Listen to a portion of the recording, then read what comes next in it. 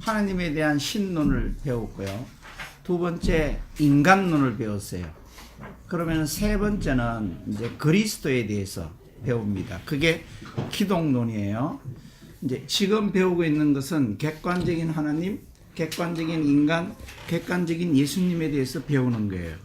이 세 가지를 배우고 나면은 다음 주에는 구원론을 배우는데, 이제 나와 하나님하고의 관계, 나와 그 인간 관계, 나와 예수 그리스도와의 관계를 관계론적으로 또 인격적으로 어떤 관계가 있는지를 연결을 하면은 구원론이에요.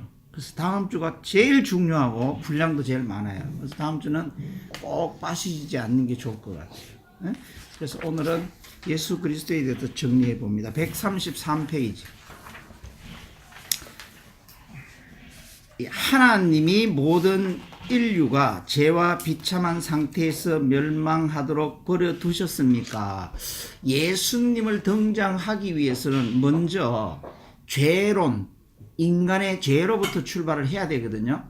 어째 보면은 인간이 창세기 2장 16, 17절에 죄를 지었지 않았다면 아마 예수 그리스도는 안 왔을 거예요. 그러니까 여기 보면은 문 20번이거든요. 우리 그 총회 헌법에 나와 있는 그 요리 문답에서 20번에 가면은 이제 예수 그리스도를 등장시키기 위해서 죄를 먼저 등장시키는데, 아담이 인류의 대표로서 죄를 지었기 때문에 그 죄가 어떤 상태에 있느냐 이렇게 묻고 있는 거예요. 인류가 죄와 비참한 상태에서 멸망하도록 버려두셨겠느냐. 하나님이 영광 받으시기 위해서 형상대로 지어받은 인간이 죄를 지었다 해서 하나님이 포기하겠느냐 이런 거예요.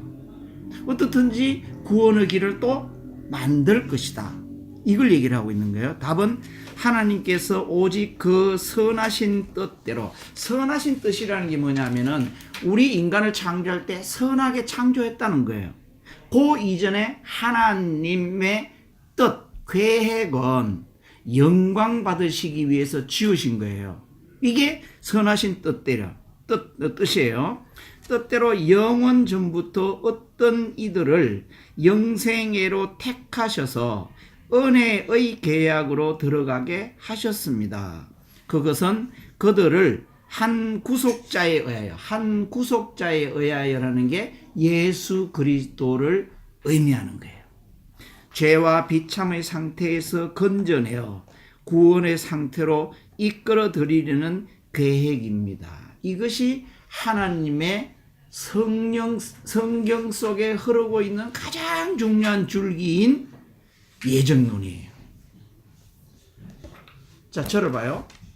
하나님 이거 우리가 이제 요한계시록까지 다 끝나고 나면은 성경이 앞에 창세기부터 시작해서 종말까지 이렇게 있다면은 인간은 창세기 1장 2장까지 와야 되니까 조금 건너뛰어서 요게 인간이 죄를 짓잖아요. 네? 죄를 짓는단 말이에요. 그 다음에 이쪽에 종말에 가서도 인간의 종말이 먼저 오는 거예요. 그 다음에는 역사의 종말이 오는 거예요. 역사의 종말은 것은 아까 창을 열었기 때문에 역사도 나중에 클로징, 닫는다는 거예요. 그래서 인간에 관한 것이 여기 창세기 2장부터 시작해서 이쪽에 계시록 20장까지 계속해서 원줄기가 흘러가는 것은 구원론이에요. 구원하기 위한 거예요. 창세기를 성경을 쫙 펼치면. 그래서 이게 구원 계획, 그 인간에 대한 구원 계획, 이 예정론이거든요. 그런 계획을 가지고 계셨기 때문에 인간이 죄를 지었다 해서 인간에게 준 자유의지가 하나님의 말씀을 순종하는 것을 전제로 해서 자유의지를 줬는데, 그 자유의지를 인간이 행사를 해서 죄를 지었다 해서 포기할 거냐? 포기하지 않는다, 이렇게 얘기를 하는 거예요. 여기서 구원론은 출발하는 거예요. 134페이지. 아까 하나님께서 선택하신 이의 구속자라는 사람이 누구이냐라고 얘기를 하는 거예요.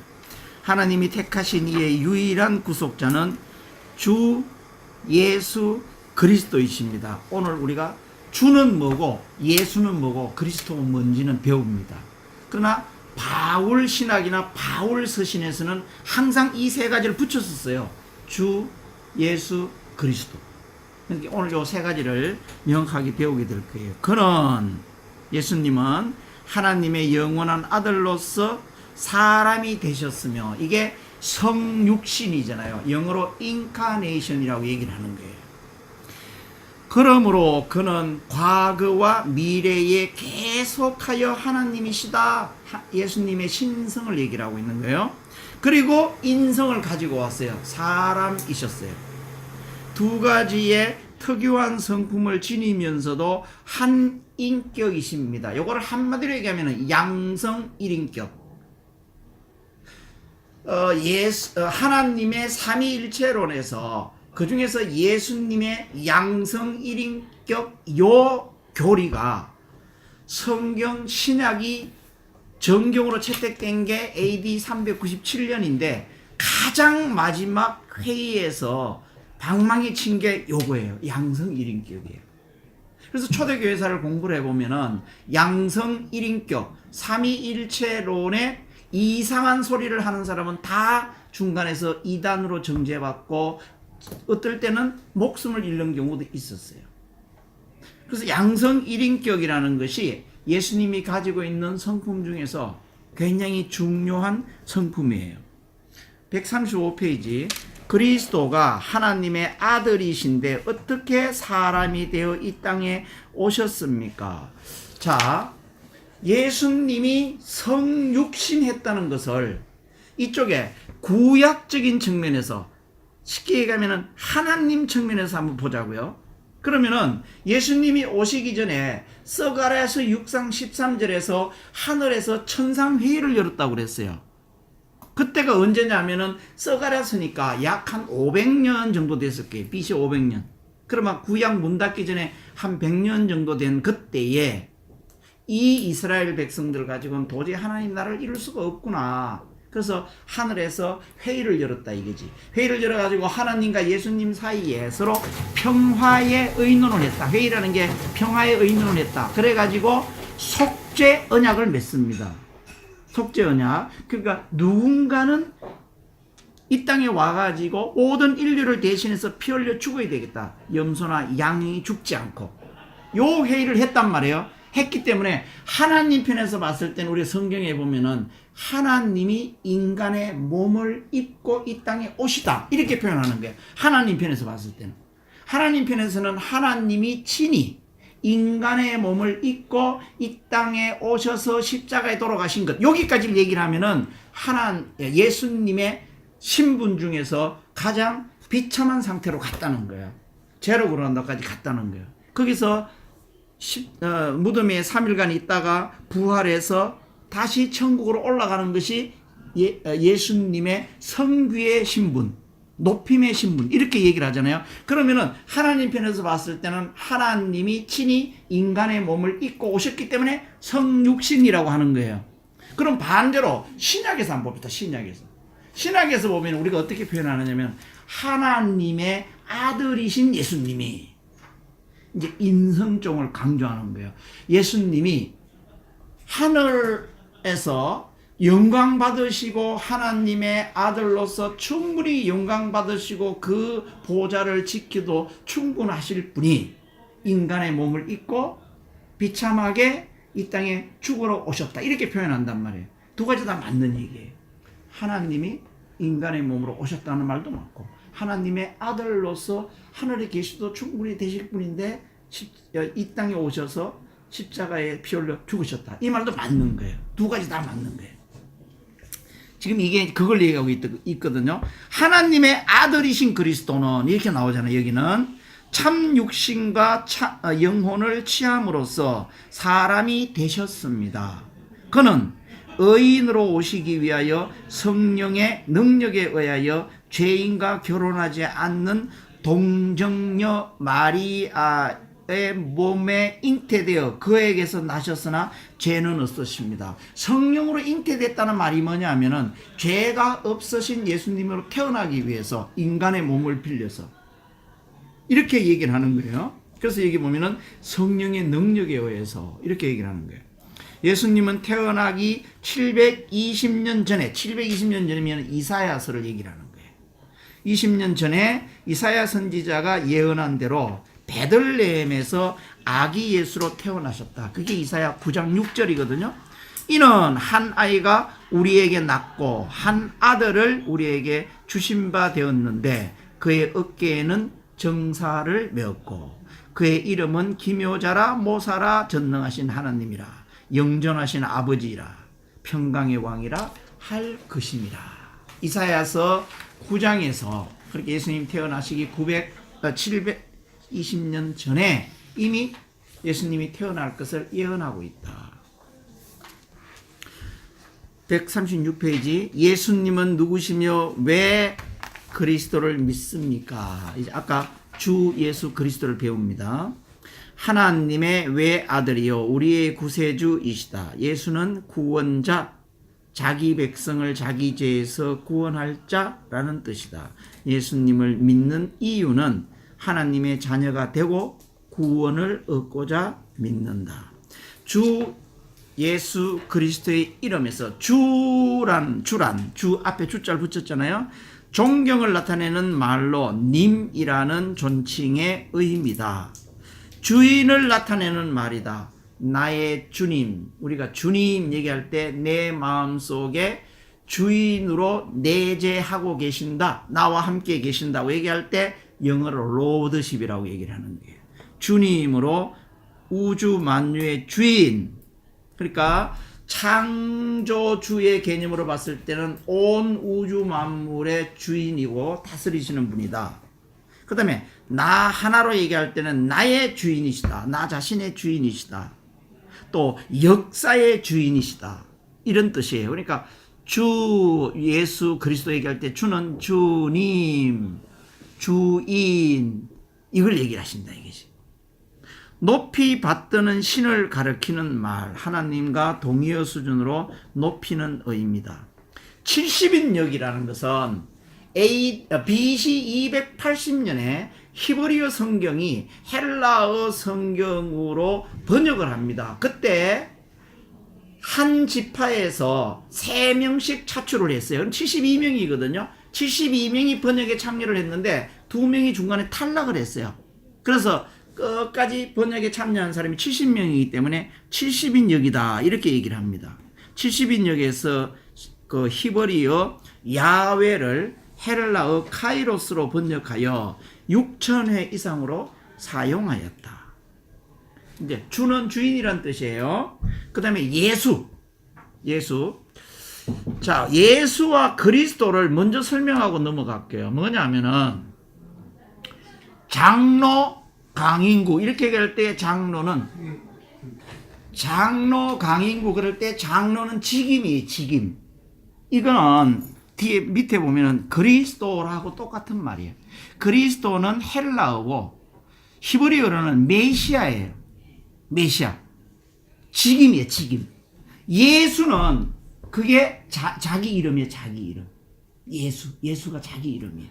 그러니까 그게 다 뜻이 있단 말이에요. 이제 그걸 오늘 배우는 거예요. 그래서 주 예수 그리스도는 나의 주인이신, 직임이 그리스도고 예수, 이렇게 되는 거예요. 그러니까 주 예수 그리스도 얘기할 때 다 각각 세 가지 다 뜻이 다른 거예요. 그 뜻은 오늘 배우는 거예요. 예수라는 이름의 뜻은 헬라어로는 구원자이고 히브리어로는 여호수아이다. 여호수아, 그 다음에 우리가 스룹바벨 성전을 하기 위해서 포로 기한을 할 때 스룹바벨과 같이 오는 대제사장 이름이 예수아예요. 그러니까 여호수아나 예수나 다 같은 말이에요. 구원자, 자기 백성을 자기 죄에서 구원할 자, 이게 신약에는 그렇게 기록되어 있어요. 그러니까 구원하실 분, 구원자 이 뜻이에요. 자기 백성을 자기 죄에서 구원할 자라는 의미이다. 다음에 그리스도는 직임이에요. 직임. 예수님이 오셔가지고 공생애를 시작하기 전에 세례 요한으로부터 세례를 받잖아요. 세례를 받음으로써 그리스도의 사역이 시작을 하는 거예요. 우리로 말하면은 항존직들이 다 안수받고 그 직임을 시작하는 거하고 같은 거예요. 임직식이나 같은 거예요. 세례라는 게. 그래서 공직직함으로써 이제 출발하기 위해서, 그리스도로 출발하기 위해서 이제 하는 거예요.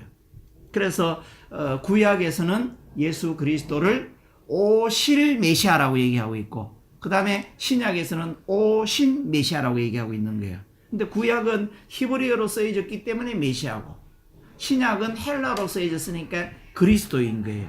이게 영어로는 크라이스트예요. 그러니까 우리가 동동구리무식으로 한국어로 표현하니까 그리스도가 되는 거예요. 여기 보면은 메시아는 히브리어고 그리스도는 헬라인 거예요. 기름 부음을 받은 자, 우리가 임직할 때 세례할 때 세례를 받는 거와 마찬가지로 이 기름 부음을 받는 거예요. 우리가 임직식은 안수를 받는다, 이렇게 얘기를 하는 거예요. 안수를 받는다, 기름 부음을 받는다. 이게 구약에서는 선지자직이나 왕직이나 제사장직을 할 때 이제 그 식을 하는데, 그 식을 할 때 기름을 부었거든. 기름을 부었다. 그래서 기름 부음을 받은 자, 이렇게 얘기를 한단 말이에요.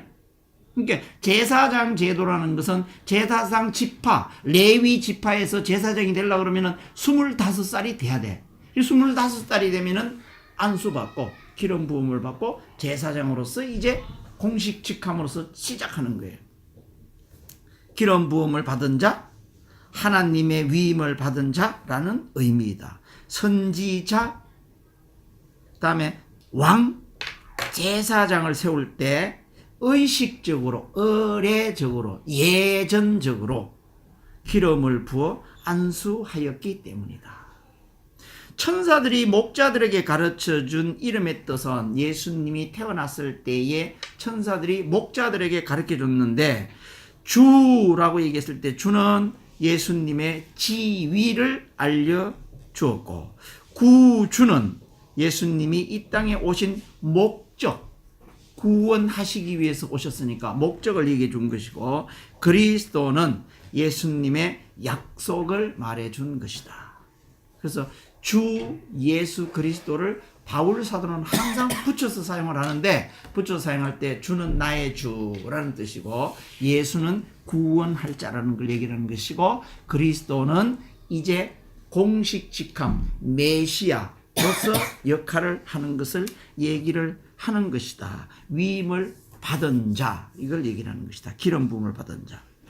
예수님의 신분과 직임을 나타내는 칭호, 우리가 신론에서 하나님의 이름이 쫙 나왔었잖아요. 그 마찬가지로 예수님도 성경에 보면은, 여기 보면은 184개가 있대. 그리고 그것이 600회 사용되었다고 나와요. 하나님, 여호와, 하나님의 아들, 독생자, 주, 인자, 다윗의 자손, 알파와 오메가, 임마누엘, 종, 어린 양, 이렇게 얘기하는 표현들이 나온다.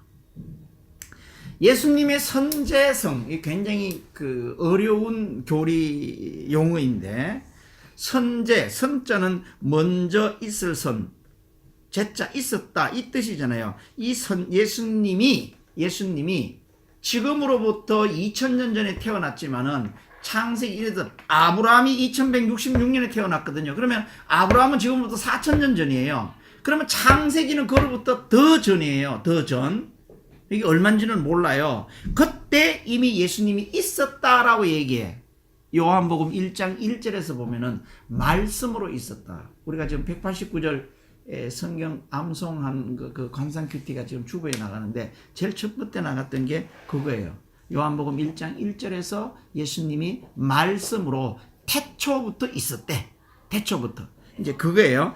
예수님은 창세전이라는 것은 암흑 상태, 아무것도 피조물이 없었을 상태, 이때 하나님은 이미 말씀과 함께 계셨대. 이때 삼위일체 하나님으로 계셨다는 거예요. 그때. 그래서 이건 창세전에 하나님과 함께 계셨다. 예수님은 창조사에게 하나님과 함께 하셨다. 자, 이미 태초부터 계시던 그 삼위일체 하나님이 인간을 창조하려고 그러면 그로부터 지금 한참 나와가지고 뭐부터 창조하느냐 하면은 이 우주 만물부터 창조하고 마지막 날 인간을 창조하잖아요. 그러면은 창세기 1장 26, 27절에 보면은 우리가 하나님의 형상을 따라 모양대로 할 때 우리가는 바로 이 복수로 얘기하는 것은 삼위일체로 계셨다는 뜻이거든요. 그러니까 인간의 창조에도 예수님이 함께 하셨다. 이게 선제성이에요. 그러니까 우리는 2000년 전에 이 땅에 죽기 위해서 인간의 몸을 입고 오신 그 예수님만 생각하는 것이 아니라 이미 구약 그 이전에 태초부터 계셨다. 이게 예수님의 선제성이에요. 선제성. 138페이지. 예수님의 두 가지 성품, 두 가지 신분. 위경론 또는 인격론이라고 얘기를 합니다. 예수님은 참 하나님이시고 참 인간이시다. 참 하나님은 신성을 얘기를 한다. 참 사람이라고 얘기할 때는 인성을 얘기를 한다. 이게 두 가지 성품을 말한다. 예수님은 하나의 위격 안에 두 본성이 결합되어 있다. 이게 양성 일인격이라는 거예요. 예수님의 신성은 예수님이 하나님이신 것을 어떻게 아느냐. 이게 지금 우리가 그 성경 정독 들어가면은 사복음서를 배우고 난 다음에 예수님의 생애를 사복음서를 요약 정리해서 예수님의 생애를 배우게 되는데 그거를 공부하면은 딱 드러나는데 예수님이 이 땅에 와가지고 3대 사역을 해요. 3대 사역을 하고 이제 예수님이 점점 더 본인의 지위를 강도를 점점 높여나가요. 쉽게 얘기하면은 처음에 예수님이 와셔가지고 사역하실 때는 본인이 와서 하는 3대 사역, 가르치시고 전파하시고 교육하시고 고치시고 이런 사역을 하면서 본인의 신분을 하나님의 아들이라고 얘기를 해. 그러다가 점점 죽기 전에 일주일 정도 가면은 내가 곧 하나님이다. 이렇게 자신의 포지션을 하나님 수준까지 높이는 작업을 합니다.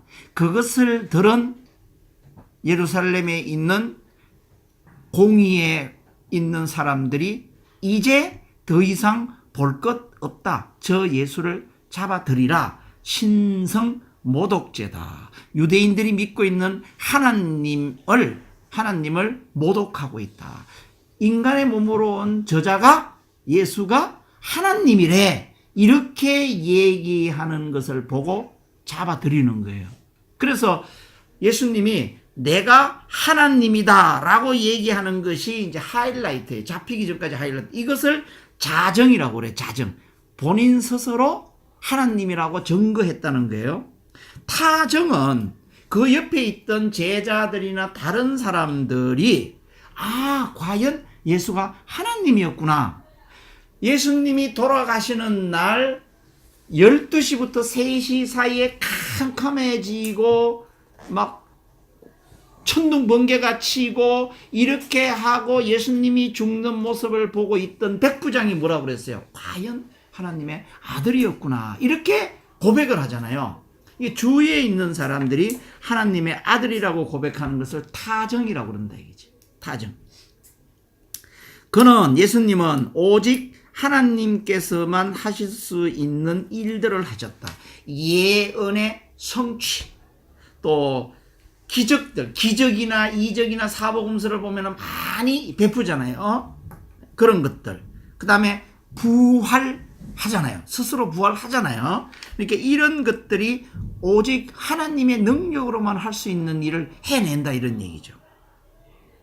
그 다음에 예수님의 인성. 예수님이 사람인 것을 어떻게 아는가? 인간으로 태어난 거예요. 인간의 몸을 입고 태어난 거예요. 그는 인간으로 성장했어요. 그 다음에 인간의 감정을 가지고 있기 때문에 슬플 때 울기도 했고 기쁠 때 웃기도 했고 함께 인간의 모습을 그대로 다 보여줬다.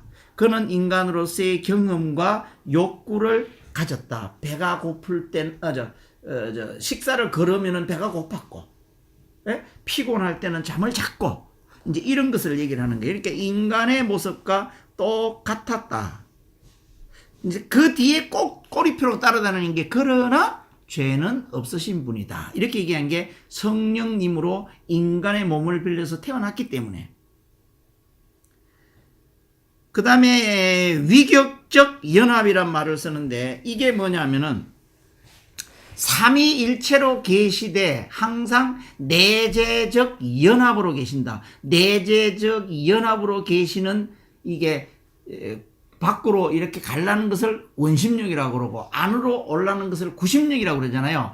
구심력의 가장 중요한 것은 사랑의 관계로 삼일체 하나님, 성부 하나님, 성자 하나님, 성령 하나님으로 계시는데 사랑의 관계로 내재적 연합, 위격적 연합을 이루고 계신다. 그러니까 이렇게 삼위일체로 계시는 이 예수님이 하나님이 떨어질 수가 없는 거예요. 이것은 항상 단지 우리한테 보이는 것은 우리가 그 신론에서 배웠다시피 이 우리한테 보여주는 것은 하나님께서 성부 사역으로, 그다음에 예수님께서 성자 사역으로, 성령께서 이렇게 보여주는 것은 우리에게 전유론적으로 보여주는 것이다. 그러나 그 안에는 항상 내재적으로 세 분이서 위격적 연합으로 계신다. 그래서 성부 하나님이 창조했을 때 하나님이 창조했다 이렇게 얘기하지만 그 안에는 항상 성자 하나님도 계셨고 성령 하나님도 계셨다. 그다음에 예수 그리스도가 십자가에서 죽을 때, 피 흘려 죽을 때도 그 안에도 보이는 부분은 예수님으로 보이지만은 전유론적으로 예수님의 사역이지만은 그 뒤에는 하나님과 성령님이 함께 계셨다. 이렇게 우리는 늘 이해를 해야 되는 거예요. 이게 위격적 연합이에요. 온전한 신성과 완전한 인성이 한 위격 안에 연합했다는 것은 예수님께서 과거에 하나님과 인간이 되셨을 뿐만 아니라 앞으로도 영원히 하나님과 인간이실 것을 의미한다.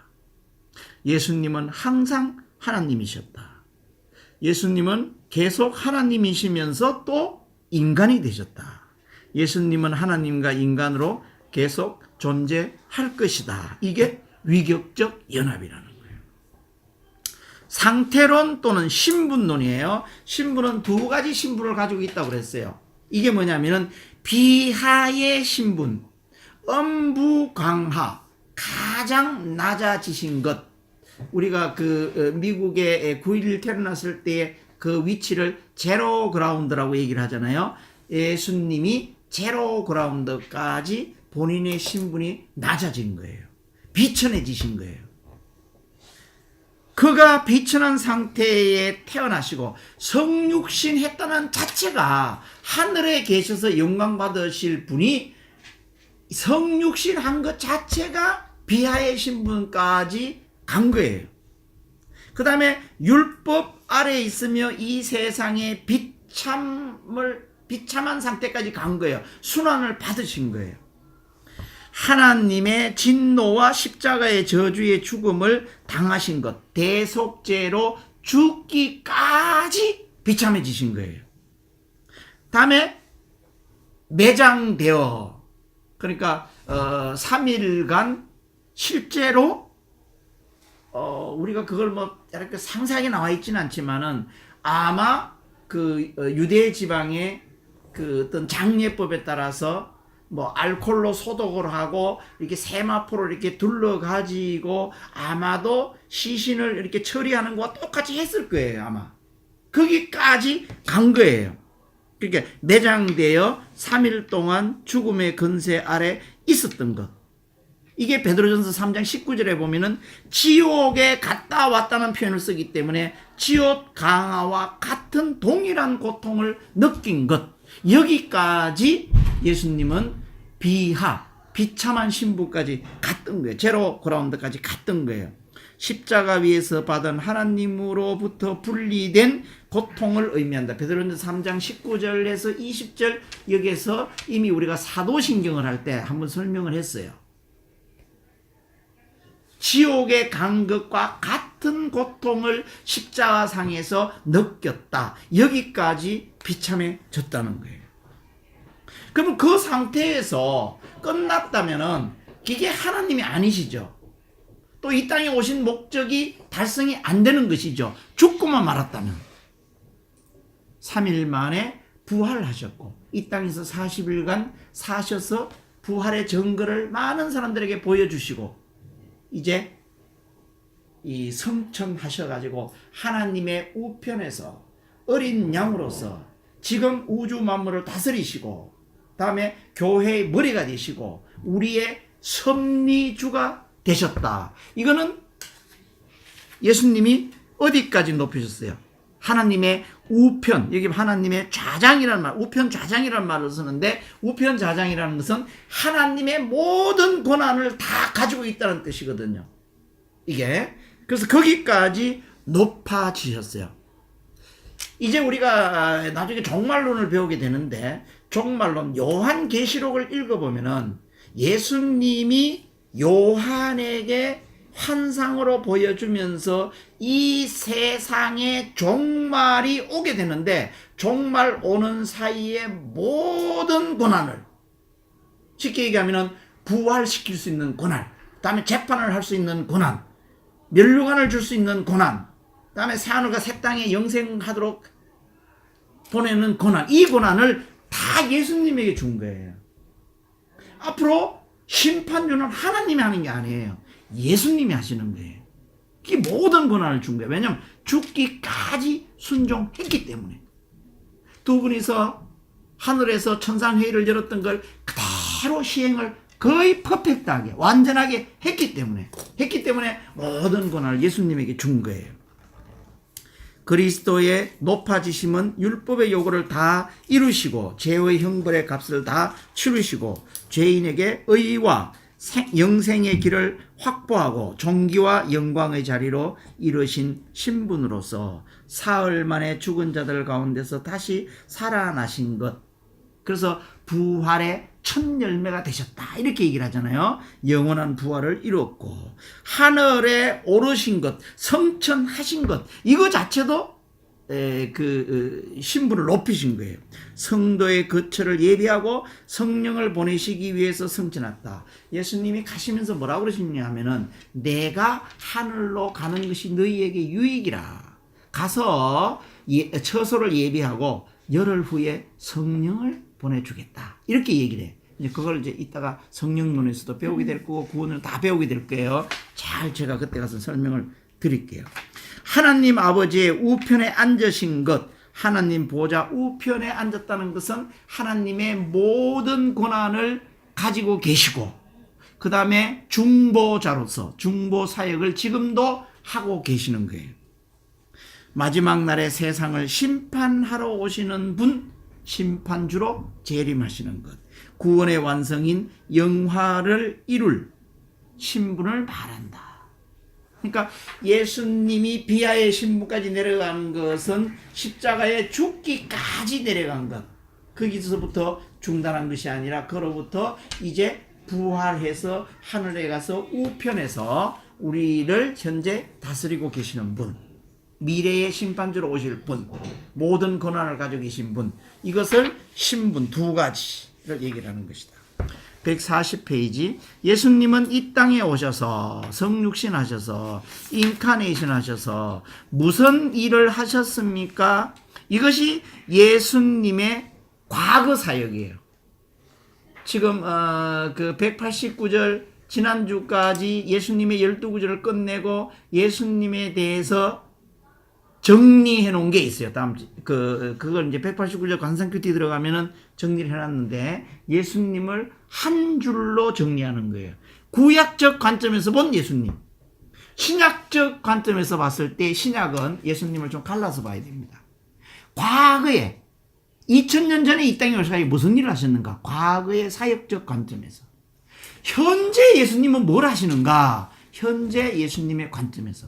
앞으로 미래의 예수님은 무슨 일을 하실 것인가? 이렇게 세 가지 관점에서 보는데 지금 여기서 얘기하는 것은 과거의 예수님을 무슨 일을 하셨는가? 과거의 사역에 예수님을 얘기를 하는 거예요.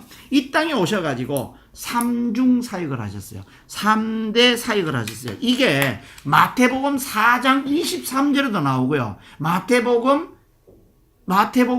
4장 53절에도 나와요. 우리 교회 왼쪽에 금년도 표가 있어, 표. 거기 보면은 우리는 여기 저기 교회에 있는 것은 마태복음 9장 53절인가 보다. 9장 53절을 이용했어요. 근데 똑같아. 두 가지 다. 첫 번째 사역은 가르치시고 교육 사역이었어요. 영어로 teaching이에요. 그 다음에 전파하시고 선교 사역이에요. 이것은 preaching이에요. 그 다음에 고치시고 치유 사역이에요. healing이에요. 이 3대 사역. 우리가 성경을 읽어보면은, 사복음서를 읽어보면은, 왜 그때 당시에 문둥병도 많았고, 혈루병도 많았고, 안전뱅이도 많았고, 고치지 못할 병들이 왜 그렇게 많았을까? 라는 의심을 한번 해본 적이 있을 거예요, 여러분들은. 예수님께서 3년 동안 있는 사역 중에서 많은 사역이 있었지만은, 지금 얘기한 거예요. 그 때문에 그런 거야. 가르치는 사역, 전파하는 사역, 고치는 사역을 3대 3대 3으로 배치를 하려다 보니까 성경 속의 사역을 그렇게 배치하다 보니까 이런 고치는 사역이 이만큼 많이 우리 눈에 보이는 거예요. 아마도 교육하는 사역과 이 선교 사역이 훨씬 더 많았을 거예요. 근데 요거를 안배를 3대 사역으로 안배하려다 보니까 이렇게 병이 많았대요. 그러면 그때 당시에 그 지역에 뭔가 역사적이나 환경적으로 분석을 해보면은 그런 병이 많을 수 있는 어떤 환경이었는가? 그러니까 문둥병 같은 것들이 이렇게 많을 수 있는 환경이었는가? 그건 아니에요. 유일하게 거기가 무슨 그런 병들이 많이 생길 수 있는 건 아니라는 거예요. 이거를 대표적인 병의 어떤 기적이라든지 이적이라든지 이런 것을 또 예수님이 3대 사역을 했다는 것을 거기에 안배를 하기 위해서 그렇게 돼 있었다는 거예요. 그래서 3대 사역을 하셨고요. 이거는 시제가 과거 시제이기 때문에 하셨다라고 표현해야 되는 거예요. 하셨고, 제일 중요한 것은 3대 사역을 하시고 난 다음에 3년간 마지막에 하이라이트예요. 이 땅에 성육신한 이유가 뭐예요? 이미 죽으러 왔잖아요. 그것도 대속주로 죽으러 왔잖아요. 구속주로. 예수님이 죽은 이후에 모든 인류의 죄를 짊어지고 앞으로 우리들의 자손들까지도 다 죄를 짊어지고 오셨기 때문에 제일 중요한 사역은 대속죄로 죽으신 사역이에요. 죽으신 사역. 종의 형체로 이 땅에 오셔서 우리 죄를 대신하여 십자가에서 피 흘려 죽기까지 복종하신 것. 예수님이 십자가에서 죽어주신 이유는 우리 죄의 형벌을 대신 받기 위함이다. 대속죄로 죽으셨다. 구속죄로 죽으셨다. 다 같은 말이에요. 그것이 예수님의 근본적인 이 땅에 오신 목적이었기 때문에 앞에 3대 사역을 빼고 예수님은 이 땅에 오셔서 대속죄로 죽으셨다. 이렇게 얘기해도 맞는 거예요. 가장 중요한 메이저 사역은 죽기 위해서 오신 거예요. 141페이지. 예수님은 십자가에서 죽으신 후에 어떻게 되셨습니까? 죽고 말았다면은 예수님이 이 땅에 오신 목적을 달성했다고 볼 수가 없을 거예요.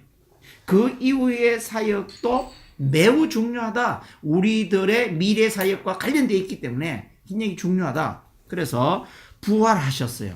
장사된 지 3일 만에. 우리가 사도신경을 우리가 외울 때 옛날 사도신경은 장사한지로 되어 있어요. 장사한지라는 것은 예수님의 주변에 있던 사람들이 장사를 치른 걸 얘기를 하는 거야.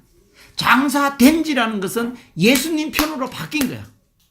이거 용어 자체를 예수님 편으로 본 거야. 예수님의 시신이 장사되었다는 거야. 그래서 장사된 지 3일 만에 다시 살아나셔서 잠자는 자들의 첫 열매가 되셨다. 잠자는 자들의 첫 열매의 의미는 우리가 죽으면은 어디 가느냐? 낙원에 가서 잠자고 있거든.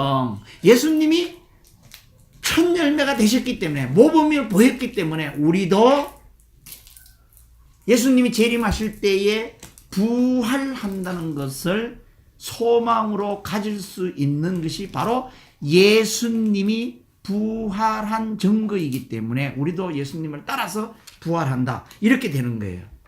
잠자는 자들의 첫 열매가 되셨다. 부활을 증거했지요. 40일간 증거했어요. 그래서 예수님이 오순절에 온다는 것은 오순절이라는 건 50일이잖아요. 50일에서 40일간 이 땅에서 살았기 때문에 그걸 빼면은 예수님이 성천하신 다음에 열흘 만에 성령님이 오시는 거예요.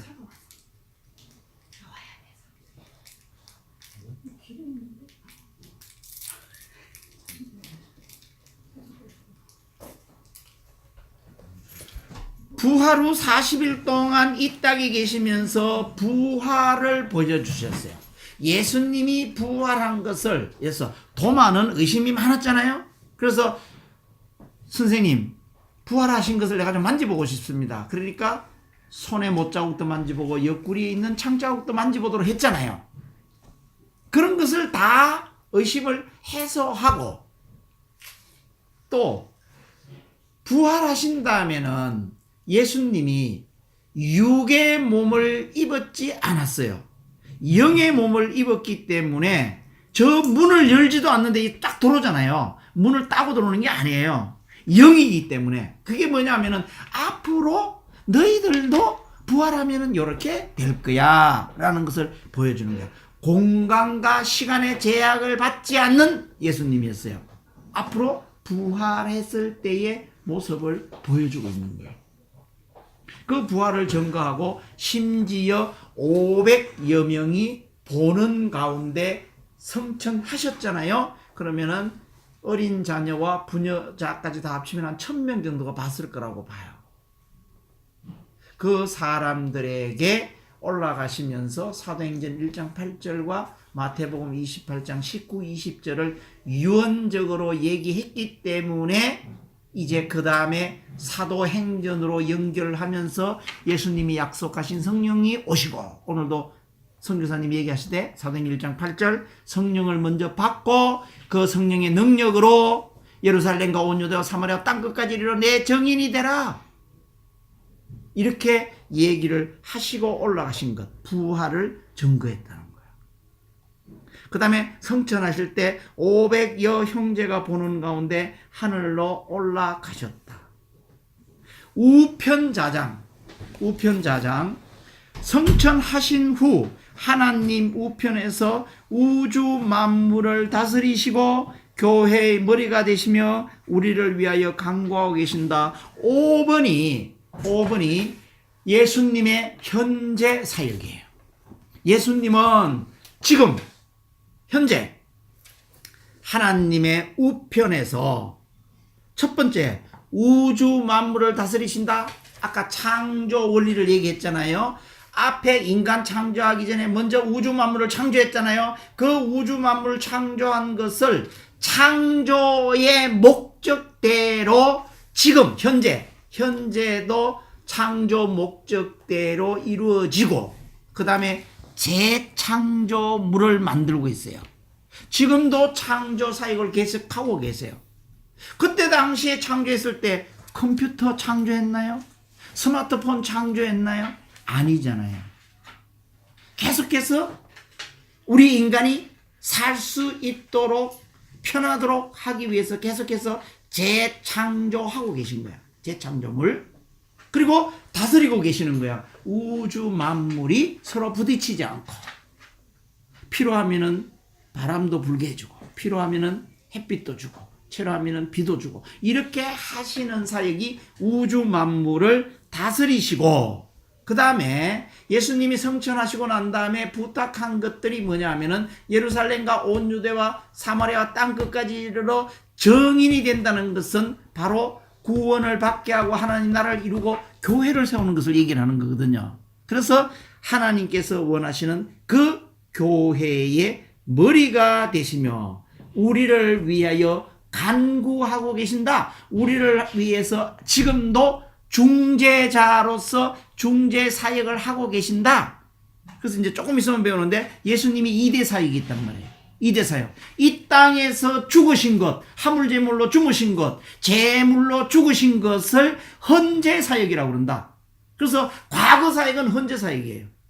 현재사역은 중재자로서 중재사역을 하고 계시는 거예요. 그래서 이게 5번이 현재사역이에요. 예수님은 현재사역을 하고 계시는 예수님이에요.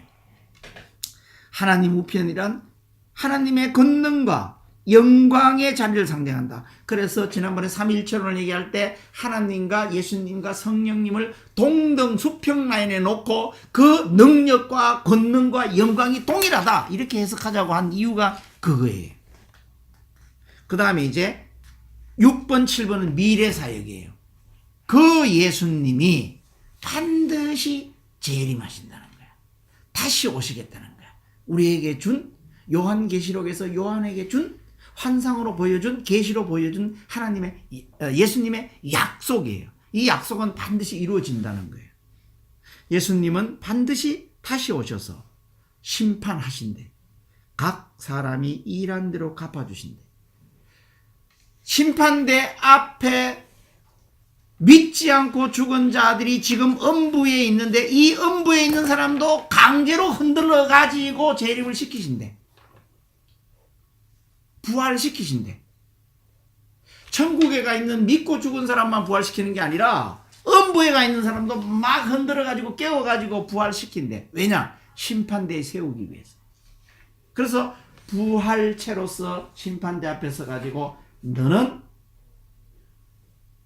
박성호 집사가 그렇게 우리 교회 가자고 얘기할 때 너 안 갔지? 예수 안 믿었지? 너는 이제 썸맛을 봐야 돼. 라고 해서 둘째 사망, 지옥에 보낸다 이 말이지. 그때. 다음에 믿고 낙원에서 잠자고 있는 사람들을 부활시키고 예수님 오실 때에 그때 살아있는 사람들, 이 사람들은 공중으로 끌어올려가지고 휴거를 해서 공중에서 예수님을 영접하고 공중 재림하고 그 다음에 우리는 심판을 받지 않는다. 면심판. 우리 구명의 집사님 참 몸 불편한데도 불구하고 고생 많이 했다. 찬양대 찬양 선들하고 고생 많이 했다. 너는 응당히 고생한 대가, 봉사한 대가에 대해서, 나에게 충성한 대가에 대해서 너 자왕이하고 자언이를 잘 키워놓고 믿음의 유산을 잘 물려준 거에 대해서 내가 보상해 주겠다 라고 면류관을 준대. 면류관. 그러면 면류관 받고 우리는 새하늘과 새 땅의 영생으로 들어가는 것. 이것이 누가 하느냐? 예수님이 하신대. 그래서 6번 7번 재림 심판, 이것은 예수님의 미래 사역인 거예요. 그래서 예수님의 과거 사역, 예수님의 현재 사역, 예수님의 미래 사역 구분해서 예수님을 정리해 보는 것 굉장히 중요합니다. 그것이 지금 지난주 우리가 189절 관상 큐티 들어가면은 거기에 다 정리해 놨어요. 보시면 좋겠어요. 홈페이지 들어가서 142페이지. 그리스도가 우리의 구속자로서 하시는 세 가지 직무, 이것을 삼중사역이라고 해요. 삼중사역이 무엇입니까? 예수님이 세례를 받고 공식적으로 공생애를 시작하는 사역은 이 세 가지 사역이라는 거예요. 세 가지 사역. 우리의 구속자이신 예수 그리스도는 그의 낮아지시고 높아지신, 아까 비하의 신분과 비천의 신분과 성기의 신분 두 상태에 있어 예언 사역, 예언 사역을 선지자 사역이라고도 얘기를 해요. 제사장 사역, 제사장 사역을 헌재 사역이라고 얘기를 해요. 그리고 오늘 현재도 하나님 우편에서 우리의 기도를 하나님께 전달하시고 우리에게 하나님의 뜻을 전달해 주시는 중보자 사역, 중재 사역, 이걸 지금 하고 계신데, 그리고 왕의 직무를 하신다. 메시아가 오신다고 얘기했을 때에 하나님 나라의 왕으로서, 왕직으로서 오시는 걸 얘기를 한 거예요. 그러면은 하나님의 나라, 이 땅에 지금 이루고자 하는 것은 하나님의 나라를 이 땅에 이루어 주고 싶은 거거든. 이 땅에 하나님 나라의 킹, 왕은 누구냐 하면은 예수님인 거예요. 이 세 가지 사역을 지금도 하고 계신데 삼중사역. 예수님이 삼중사역이에요. 이걸 그리스도의 삼중직이라고도 얘기를 한다. 선지자 사역, 예언자 사역은, 자 봐요. 예언자 사역과 제사장 사역은 조금 반대 입장이에요. 봐요. 하나님이 계셔요. 그 다음에 하나님은 하늘에 계셔요. 천국에 계셔요.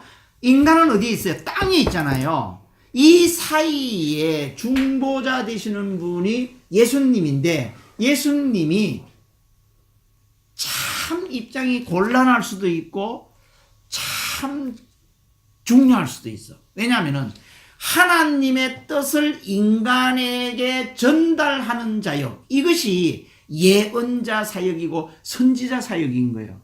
우리가 구약에서 선지서가 17건이 있거든요. 17건.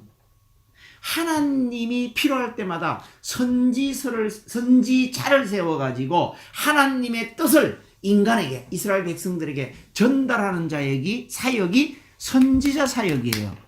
그럼 이 사역이 오늘날은 없느냐? 지금도 있다는 거야.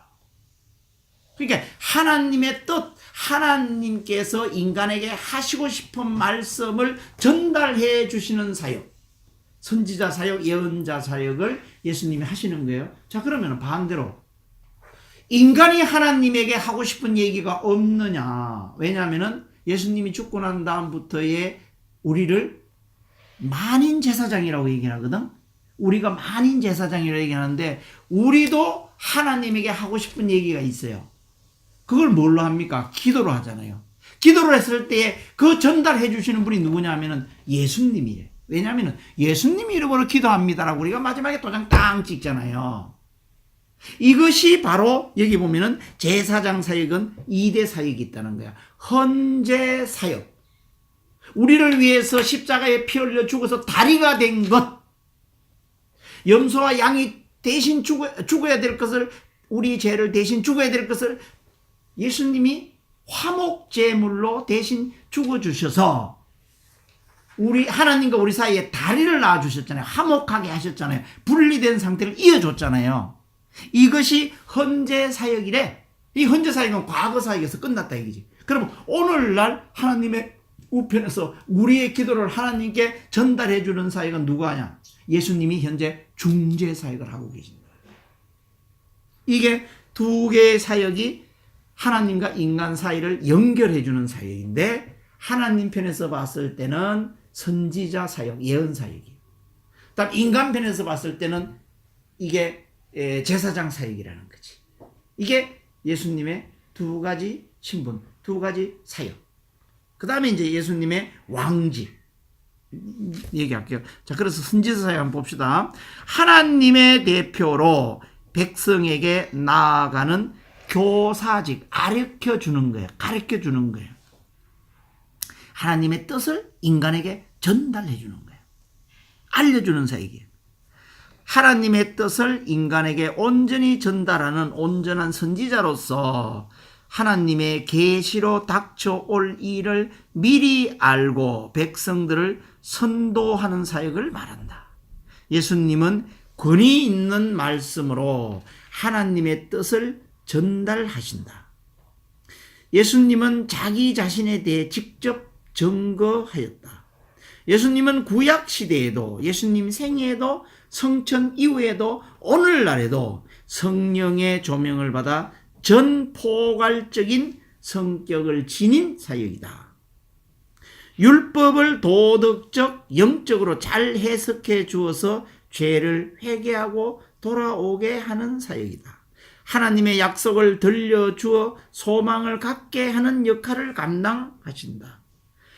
인간들이 아담의 타락 이후 지식의 결핍을 스스로 채우지 못하기 때문에 예수님은 성육신하셔서 예언자 사역을 완전히 모범적으로 수행하신 것이다.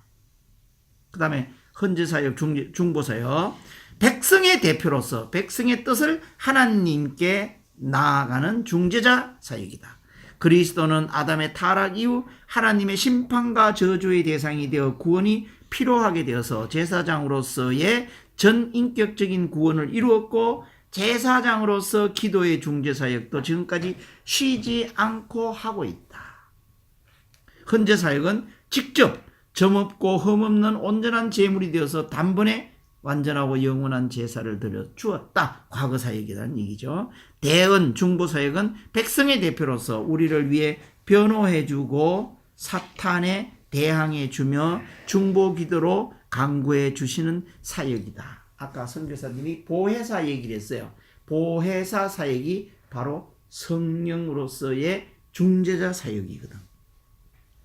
중보자란 하나님은 절대 거룩하신 분으로서 죄로 오염된 인간은 하나님을 가까이 할 수 없기 때문에 중보자 없이는 결코 하나님께 나아갈 수 없습니다.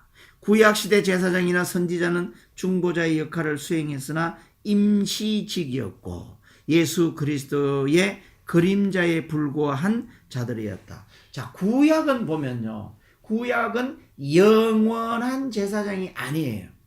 그때 당시에 제사장으로서의 역할을 다하면 끝나는 거예요. 다음에 성령도, 구약의 성령은 하나님께서 필요할 때 잠깐 와서 하나님께서 시키신 일만 완성하고 나면 돌아가는 성령이에요. 구약의 모든 직은 임시직이에요. 구약의 천사도 임시직이에요. 그러나 신약에 와서 예수님께서 약속하신 마가의 다락방에서 기도할 때 오순절에 오신 그 성령은 내주하시는 성령이고 영원한 성령인 거예요. 예수님의 지금 중보자 사역은 영원한 중보자이신 거예요. 그래서 구약과 신약은, 그러니까 오순절에서 성령님으로 오신 그 기점에서 비포 앤 애프터는 완전 틀리는 거예요.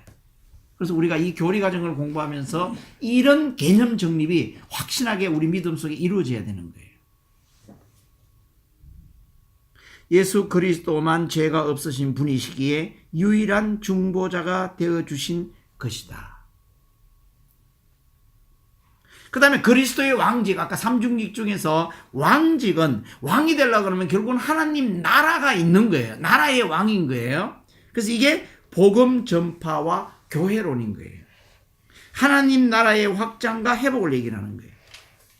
영적 왕권은 하나님의 교회와 백성들의 영적인 삶에 말씀과 성령에 의해서 마음과 생활을 통치하는 것이며 하나님 나라라고 부르는 것이다. 하나님 나라가 뭐냐 하면은 하나님이 지배하는 나라, 하나님이 지배하는 세상, 쉽게 얘기하면은 구원받은 자들의 나라, 이것이 하나님의 나라인 거예요. 그게 왕인 거예요. 왜 자꾸 교회의 머리가 된다고 그러느냐? 우리도 교회론이잖아요. 우리의 머리가 된다, 우리의 왕이 된다는 거예요. 그래서 왕이신 예수님 이렇게 우리가 찬양을 부르잖아요. 그게 우리의 머리가 되신다. 교회 머리가 되신다. 이렇게 얘기하는 것은 하나님 나라의 왕인 거예요. 우주적 왕권, 하나님 우편에서 하늘과 땅의 모든 권세를 갖고 다스리는 것이다. 즉 만물이 하나도 빠짐없이 그리스도의 발 아래 복종하는 것을 의미한다. 자, 창조 원리, 창조할 때 하나님이 함께 창조했다고 그랬잖아요. 인간만 창조한 것이 아니라 우주 만물을 창조한 것을 창조 원리대로 그대로 다스리시는 분이 삼위일체 하나님으로 계시는 거예요. 그러면 거기에 예수님도 계시기 때문에 예수님이 다스리고 계시는 거예요. 하나님의 우편에서 하나님 나라를 다스리고 계시는 분이에요. 그러므로 주님은 개인과 사회와 민족의 운명을 지도하시고 끝까지 자기 백성을 보호하시며 교회를 보호하고 계신다. 이거를 현실적으로 얘기했을 때에 지금 트럼프하고 김정은이가 밀고 땡기고 핵이 어떻고 저떻고 이렇게 얘기하고 있지만은 이게 다 하나님의 주관 안에 있다고 봐야 되는 거예요. 하나님이 다스리는 범위 안에 있다고 봐야 되는 거예요. 결국은 영적인 개념으로 본다 그러면은 북한의 핵을 가지고 있는 거고 그 핵을 이게 움직이는 것은 아무래도 사탄이나 마귀가 그것을 컨트롤한다고 봐야 되는 거예요. 김정은이 뒤에는 마귀 사탄이 있다고 봐야 되는 거예요. 그러면 종국적으로 우리가 계시록에서 보면은 종국적으로 천년 왕국이 왜 오느냐 하면은 사탄을 결박해서 이것을 어디에 내려보내? 둘째 사망에 내려보내거든. 그러고 난 다음에 사탄과 마귀가 없는 세상, 이 세상에서 천년 왕국을 이루고 다시 새하늘과 새 땅을 만드는 이 큰 원리에 본다 그러면은 결국은 찢고 뽑고 지금 뭐 밀고 당기기를 하지만은 결국은 사탄은 하나님의 내 손 안에 있어이다. 하나님이 훅 불면은 없어지는 거예요. 그러니까 내가 지난번에 하노이에서 결렬됐다고 그랬을 때 딱 그 생각이 드는 거야. 이게 하나님이 역사한다. 분명히 역사한다.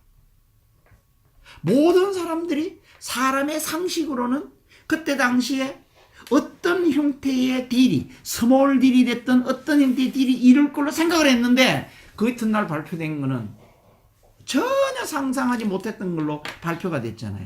이걸 우리가 영적으로 본다면은 아, 이것도 북한의 핵도 하나님이 컨트롤하고 계시는구나. 이렇게 우리가 해석할 수 있을 거예요. 이게 뭐냐면 하나님의 나라, 하나님의 왕권이에요. 예를 들어서 남한에 있는 지금 우리가 800만의 기독교를 믿는 인구와 그 다음에 남한에 있는 그 하나님의 자녀들이 800만 명이면 적은 숫자가 아니거든요. 이 사람들이 새벽에 민족과 국가를 위해서 기도하고 이것을 하나님께 전달하는 예수님 입장에서 봤을 때는 엄청난 거예요. 영적으로 보면. 그렇다 그러면은 이게 그 북한의 핵, 사탄의 그 컨트롤에 의해서 남한이 그 핵의 지배 아래 두도록 놔두겠느냐? 나가 아니라고 봐요. 그래서 우리가 그 지금 현재 돌아가는 이 상황을 볼 때 여기 보면은 우주적 왕권, 하나님 나라의 왕권 이런 개념으로 봤을 때에 너무 피관적으로 볼 건 아니지 않느냐. 왜냐하면 우리가 기도하고 있지 않느냐. 오늘도 주일이면은 전국에 있는 5만 교회가 한 5만 개 된단 말이에요. 5만 교회에서 기도할 때마다 다 국가와 민족을 위해서 기도하잖아요, 우리가. 금요일을 철학 기도할 때 기도하잖아요. 이 기도가 예수님이 하나님께 전달한다 이 말이지. 이게 적은 게 아니거든. 엄청난 거거든. 그래서 우리가 조금 영적으로 배포 있게 좀 볼 수 있는 것도 필요한 것 같아요. 142페이지. 그러므로 주님은 개인과 사회와 민족의 운명을 지도하시고 끝까지 자기 백성을 보호하시며 교회를 보호하고 계신다. 한 개의 교회도 굉장히 귀중하다고 생각할 텐데 5만 개의 교회가 있다는 것은 엄청난 거거든요. 이 지금 그 말이 딱 나와 있잖아요. 개인과 사회와 민족의 운명. 이 왕권은 하나님 나라의 대적들을 물리칠 때까지 지속될 것이며 그 목적이 성취되면 우주적 왕권은 성부에게로 반환될 것이다. 우리가 지금 교리 과정에서 배울 게 하나가 있어요. 종말론에 가서 예수님의 사역이 언제 끝나느냐, 성령님의 사역이 언제 끝나느냐, 곧 끝나는 시점이 있어요. 이 끝나면은 그 사역을 끝내고 다 하나님께로 돌린대. 그러면은 새하늘과 새 땅에서 영생 들어갈 때는 하나님 한 분과 수많은 천사들과 수많은 부활된 우리 믿음의 형제 자매들만 들어가는 곳이거든. 거기가. 그렇기 때문에 여기 보면은 예수님도 그 왕권의 역할이 끝나면은, 다시 말하면 우리들이 구원받아서 영생을 이룰 수 있도록 보내고 나면은 예수님의 사역의 역할은 끝난대. 그래서 하나님께 그 역할을 다 돌려드린대. 이렇게 나와 있어요. 144페이지. 이제 왕권을 얘기를 했고, 예언자 직무에 대해서 나와요. 예언자, 선지자 직무. 그리스도가 예언자의 직무를 수행하시면 그의 말씀과 성령에 의하여 우리의 구원을 위한 하나님의 뜻을 우리에게 계시하심으로써 하신다. 자, 여기에 말씀과 성령에다가 좀 밑줄을 끄세요. 제가 지금 공부하고 있는 게 요새 하나님의 뜻을 발견하는 법이라는 것을 공부하고 있어요. 굉장히 난이도도 높고 어렵습니다. 우리가 이제 가장 마지막 과정이 기독교 기본 교리하고 성경 정독 길라잡이인데, 그러면 결국은 평생 동안 우리는 성경과 씨름을 하게 되거든요. 그러면 우리 성도님들에게 다음 단계에 우리가 가르쳐 줄 게 뭐냐 하면은, 이 땅에 사는 동안에 그리스도인으로서 어떻게 사는 것이 하나님께 영광 돌리고 하나님을 즐거워하는 원래 인간을 지우진 목적대로 사는 거냐 하는 데 있어서 하나님의 뜻을 발견하는 게 너무 중요한 거예요. 이거 가지고 헤매기 때문에 우리가 바른 삶을 못 사는 거예요. 지금 여기서 얘기하는 게 뭐냐면은, 아까 선지자 예언자는 하나님의 뜻을 우리에게 가르쳐 주는 거라고 그랬잖아요. 그게 두 가지래. 여기 보면은 말씀과 성령으로 가르쳐 준대. 말씀으로 가르쳐 준다는 뜻은 이미 성경을 크로징 했잖아요. 성경을 문을 닫았잖아요. 성경 속에 하나님께서 우리에게 가르쳐 주고 싶은 것을 다 거기다 기록해 놨대. 그러니까 이거는 죽을 때까지 우리가 성경을 연구하는 거예요. 지금 여기에 지금 제가 공부하고 있는 과정, 어저께 우리가 종강한 과정에 보면은 여기 강남 성서신학원을 수료한 분도 있어요. 성서신학원에서 신학을 한 거예요. 그런 분도 성령을 자기가 뭐 90% 알았다 이렇게 얘기하면 너무 교만한 거예요. 아무리 성경을 파고 공부해도 내가 보기에는 5%도 모른다고 봐야 돼, 우리가. 그러면은 95%를 죽을 때까지 우리가 연구하고 있는 게 성경이거든. 말씀이거든. 그래서 어느 목사님이 설교할 때마다 다 말씀을 봐야 된다. 말씀에 답이 있다. 말씀으로 이렇게 얘기하잖아요. 다 우리가 죽을 때까지 공부해도 성경 몇 프로를 우리가 이해하려는지 잘 모르겠어. 그대로 살아가려는지 모르겠어. 그래서 말씀 속에 하나님께서 이미 계시를 다 해놨대. 그래서 기록된 하나님의 말씀, 계시된 하나님의 말씀, 이게 성경이라고 얘기를 하잖아요. 성경. 그 다음에 두 번째가 성령이래. 자, 예수님의 포지션별로 봐요. 예수님 어디 계시다고 우리가 계속 얘기해. 하나님 우편에 있다고 얘기를 하잖아요. 천국에 계시잖아요. 그 하나님이 이 땅에 와가지고 우리에게 가르쳐 주는 거는 뭘로 가르쳐 주느냐? 성령님으로 가르쳐 주는 거예요. 여러분들의 마음 속에는 우리가 예수님을 믿는다 이렇게 얘기할 때는, 믿고 영접했다 이렇게 얘기할 때는 우리 마음 속에 뭐가 계시느냐? 그리스도의 영, 성령님이 계시는 거거든. 이 성령님이 가르쳐 준단 말이에요. 우리에게 가르쳐 주는 것은. 그러니까 성경에 기록되어 있지 않고 지금 우리에게 하나님께서 얘기하고 싶은 얘기가 있을 때는 누굴 통해서 가르치죠? 성령님을 통해서. 그래서 우리가 기도할 때 가장 올바로 하나님의 계시를 받을 수 있는 게 바로 기도를 통해서, 성령님을 통해서 우리가 받는단 말이에요. 그러니까 이 두 가지예요. 말씀과 성령이에요. 이 두 개로 지금도 예수님은 선지자직, 예언자직을 우리에게 계시하고 계신다.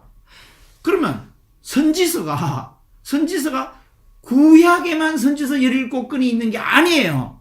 오늘날도 기록된 하나님의 말씀이 우리에게 주시는 선지서인 거야. 선지서.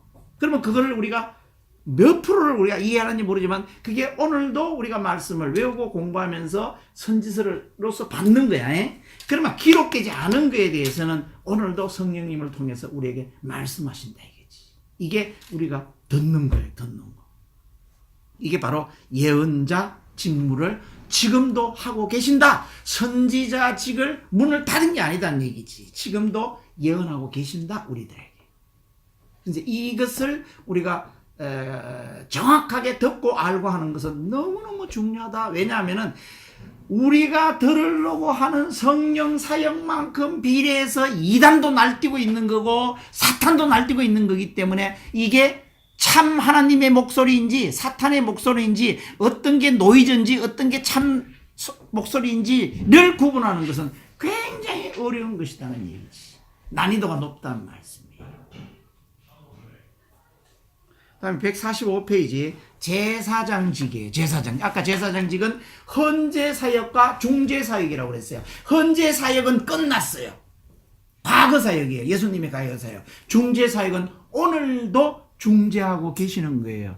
누구를 대리해서? 우리를 대신해서, 인간을 대리해서 하나님께 다 기도를 통해서 들으시고, 쉽게 얘기하면 우리가 기도를 간절히 했을 때에 하나님께 이 기도는 들어줘야 됐습니다. 얘기를 하는 분은 예수님이라는 거지. 중재하고 계신다는 거지. 이게 중재사역이에요. 제사장 사역이에요. 중재사역이에요. 그리스도가 제사장의 직무를 수행하시면 하나님의 공의를 만족시키시고 우리를 하나님과 화해시키시기 위하여 단번에 자신을 희생의 제물로 바치신 것 헌제사역.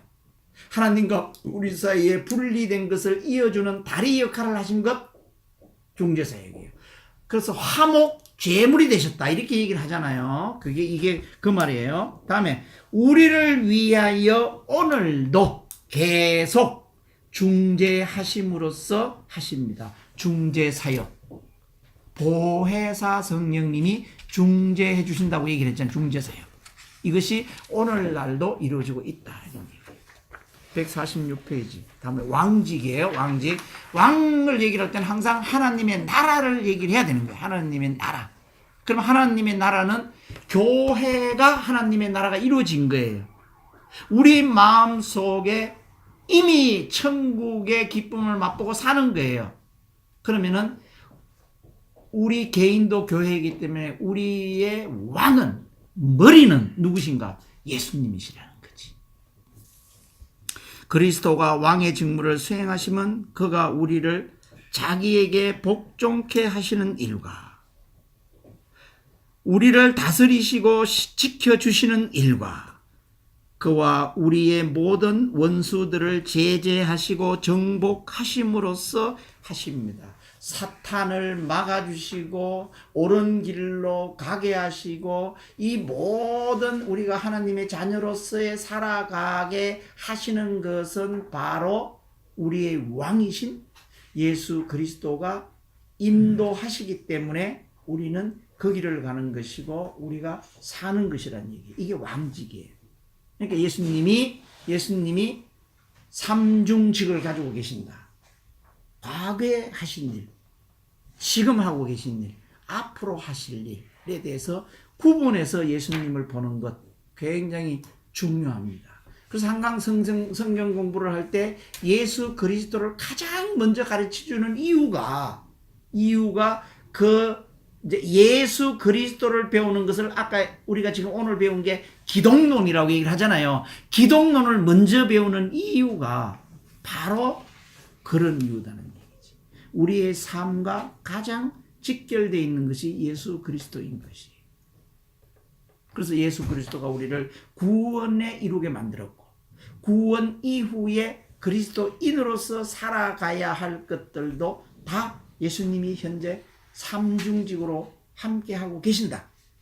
이렇게 이해하셨으면 좋겠어요. 그래서 이제 오늘 제가 설명드린 것은 나만 그렇다는 것이 아니라 모든 사람에게, 믿는 모든 사람에게 예수님께서는 삼중직을